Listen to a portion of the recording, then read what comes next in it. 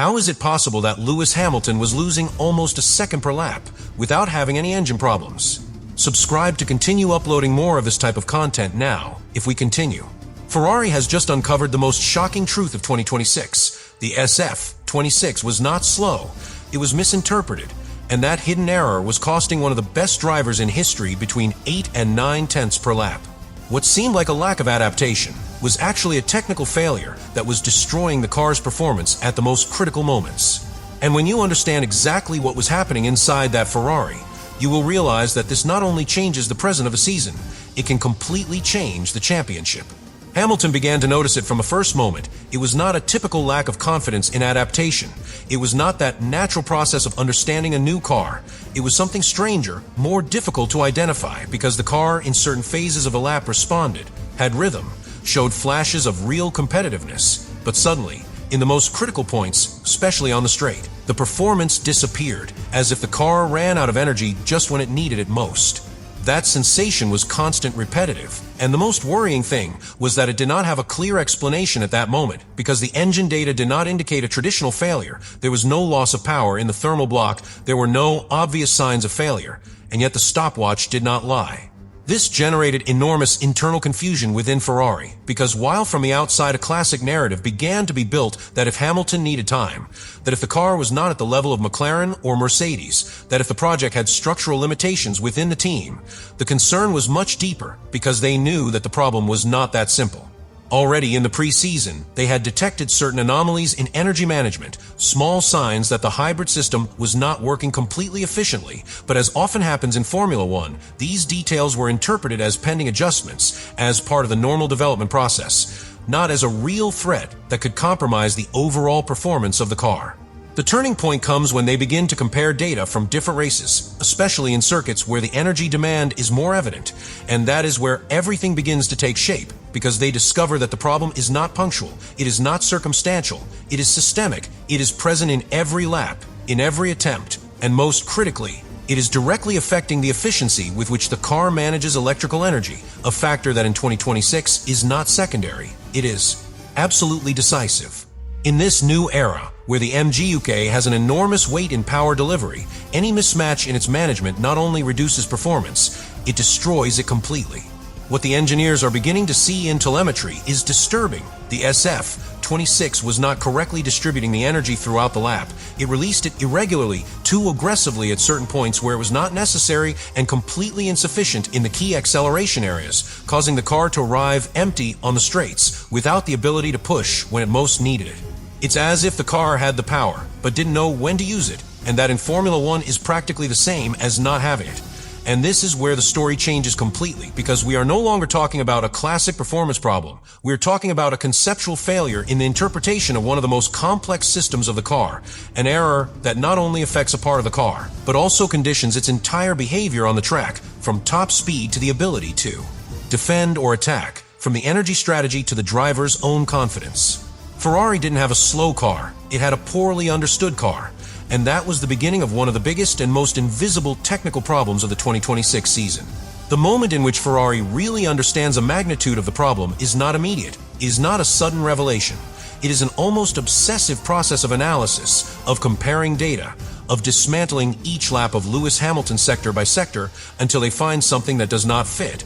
And what they discover completely changes the reading of the SF20SIXS performance, because it is no longer about the driver's sensations, nor about small mismatches.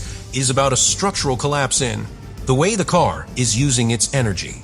As the races progress, the engineers begin to isolate the problem with greater precision, and that is where the true core of this technical bomb appears. The hybrid system was not only poorly calibrated, it was operating outside its optimal window constantly, which generated a chain effect that affected absolutely the entire performance of the car. Because in 2026, with an MGUK that provides close to half of the total power, you cannot afford errors in energy management, and Ferrari not only had them, but was multiplying them lap after lap without realizing it at the beginning.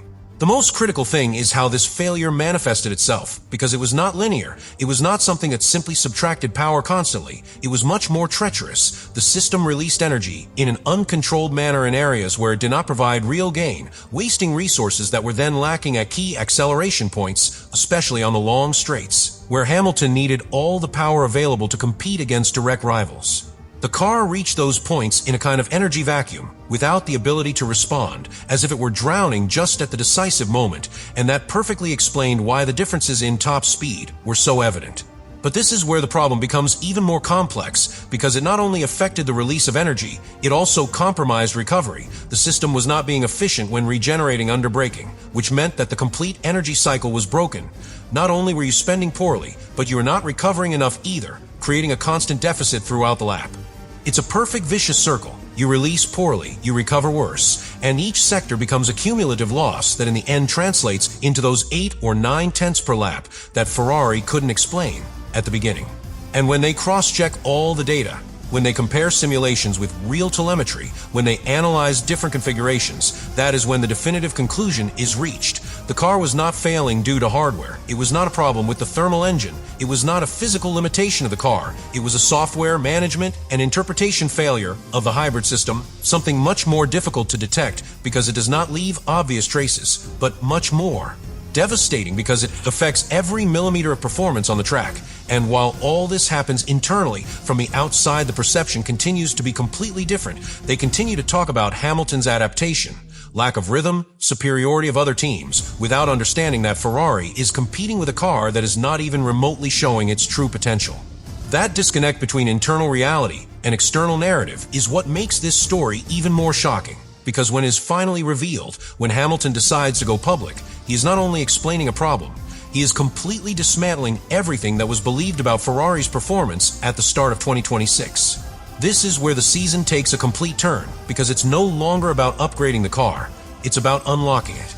And then comes the key moment, the point where everything changes for Ferrari, because once the problem is identified, there are no more excuses, there are no more erroneous interpretations. They are now clear that those 8 to 9 tenths per lap were not a limitation of the car. They were recoverable time, hidden performance that could be released if they managed to correct that defective energy management.